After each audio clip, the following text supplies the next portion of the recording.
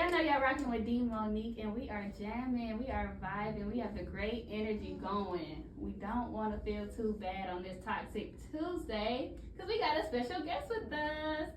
What's going on, everybody? Hey, can you introduce who you are? What's going on? I'm Lafayette Taylor, born and raised from Fairbanks, Alaska, up in the building. Yes. Alaska? Yes, sir. What the heck you doing here in Texas? Trying to feel warm? No, I'm playing.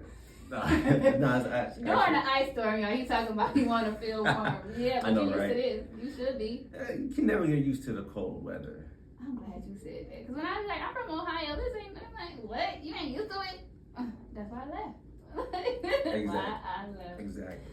All right, Lafayette, so what you got going on? I heard you got a single out. I know you're an entrepreneur. I even went to one of his showcases, y'all. Recently, he had a 7-year anniversary. Oh, yes. It's a lot to be said today. Yes, Actually. yes. So I'm a visionary. I'm an entrepreneur, of course. I own One Sound Vibe Recording Studios and One Sound Vibe Entertainment and One Sound Vibe Connections. Everything One Sound Vibe, basically. Okay. And we've been alive for 7 years now.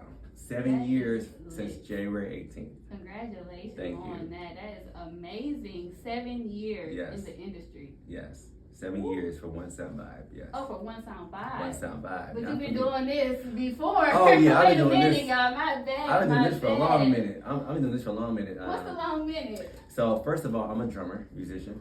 Okay, Yes. wait a minute. So more than just vocals. Oh yes. Okay. A So drummer you doing and instruments. professional dancer. Lord. And a dancer. Yes.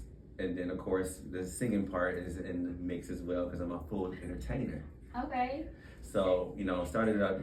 I was cornered on a playground, and girls was like, "I heard you sing." I was like, "Yeah." So I sung "I Believe I Can Fly." This is in Alaska? Yes, Alaska. Yikes. Alaska, y'all. Okay. And so I was like, and then they loved it. I was like, okay, in 6th grade, And then 7th grade came, and then I was in a jazz band too, and concert band, symphonic band, orchestra.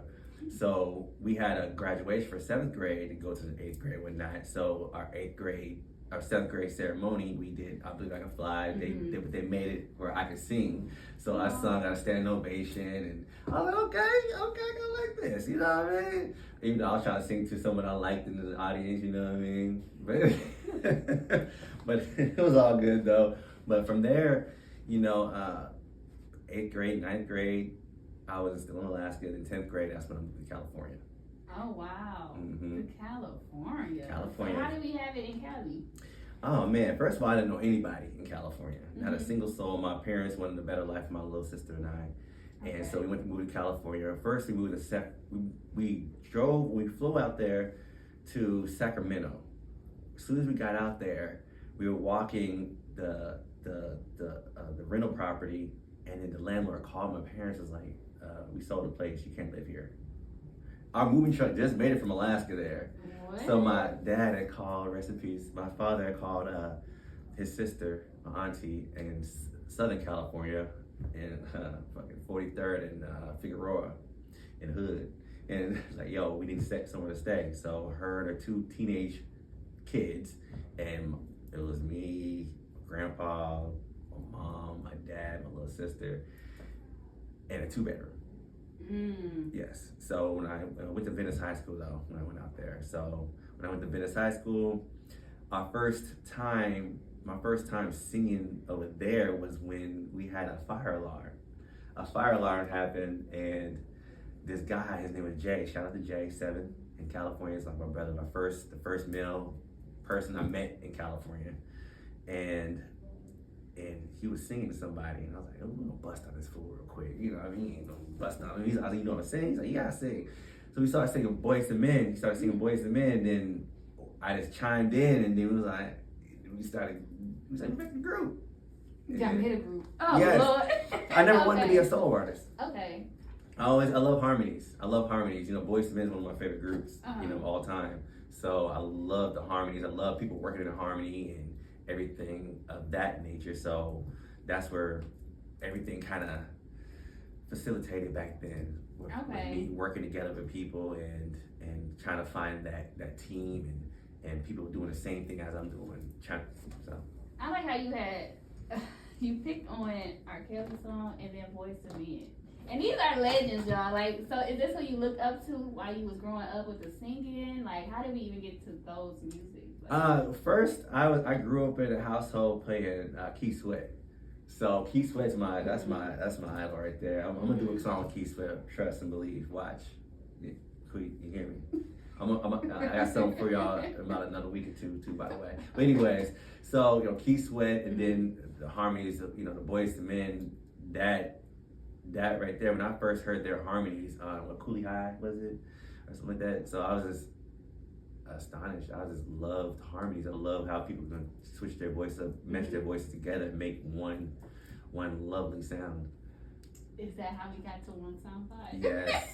Understood. Yes. So Okay. One Sound Vibe though was created in 2018. Mm-hmm. My father was passing away, Mm-hmm. cancer, and I wanted a song that just a fun song. And a late producer that passed away, Major League Beats. I asked him about 4 times, can you make a Caribbean song? I don't know how to make a Caribbean song. Boy, you know how to make a Caribbean song. I don't know, you know how to do everything. So after the 4th time he asked him, he finally started making it. I was just so excited. I don't know what, I was like a kid in a candy store. And we started recording it. It was just lovely. I still have the audio and everything from the actual how I started it, how it was. And I'm literally in the booth in front of the mic. I'm like, yeah, and all this extra stuff. And the mic behind me and stuff. I'm like, yeah, man. So it was like super fun. I'm in the corner like, whoa, and all this extra. It was just magical. It was dope how I created that. And especially he just made the track. And then of course I just produced the whole track as far as, breaking down the beat, taking this out. And then when I thought I was done with the song with my first and second verse, I was like, it's not finished yet. And at that time, I had a facility at that time called Davis Taylor Artist Development Center. Shout out to Shakita Davis. And we had that going on. And Amir Jackson, he was actually patronizing my business at the time as a new rapper in Houston from Dallas, because he was referred to me by October. Shout out to October, platinum producer in Dallas. Yes, sir. And he referred to, yes, I'm gonna shout out everybody. I'm a shout out person, you know what I mean? I don't forget anybody. So he, introduced him to me, and I put him on the track, and there's why. And I kept saying, it's the One Sound Vibe through the whole song. I was like, I like that. It became everything, One Sound Vibe on everything. So now it's Timeless Peace from that song that you created. So you was going through a rough time with your dad passing with the cancer. So how did you even twist to saying I want a fun song? You kind of light in the darkness. How are you able to do that? It was hard because that year actually I did a bucket list thing too as well. I crossed over Iota Phi Theta. Congratulations. Ow. Yes. Okay. Solo ace, you know what I mean? I was older than everybody, I was It don't matter. it was crazy, putting your ego aside and let these young guys tell you what to do and everything else is humbling, Mm-hmm. And I drove all the way from here to California and studied that whole time, 24 hours. I studied that whole time and then took that 3 weeks of pledging. And from there, I was like, man, I just wanted a fun song for my father. My father loved to dance and have fun, and I didn't want no sad song. I just wanted something fun. And from there, Caribbean, I don't know why Caribbean came in my mind, but Caribbean just sounded fun. Understood. So yeah, he's talking about fun songs, but his single is called Broken. Why are we broken? How did we get there? So, in 2019, we were right before 2020, and during COVID, I really liked this person that we were doing business with each other, but the business wasn't going too well. And I go to business, and then I wanted to keep our relationship going, but she was playing hard to get. And I know during our friendship and our time around each other, sometimes you know how people would irritate you, and you say or do stuff that you don't mean or say, and you're like, oh, you made me do this. I had to come to find out no one can make you do anything At all. Like it's all up to you how you handle things. And at that time, I wanted to right my wrongs and say I was sorry, I apologize. But at the same sense, do you see what you did wrong at the same time? So that Broken, that was a track that it was actually came out of nowhere because Major League, he did an actual poetry challenge. He's a poetry producer. And he did a poetry challenge on Instagram and ended up taking the beat, like, I'm gonna do an R&B song to it, And I surprised him with it. And that's how it really came about. But it is a freestyle. So how can people find your music? Oh, on all streaming platforms, or go to LafayetteTaylor.com, or just Google me Lafayette Taylor.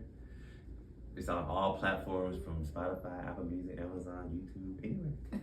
All right, y'all, here go Broken. Yeah.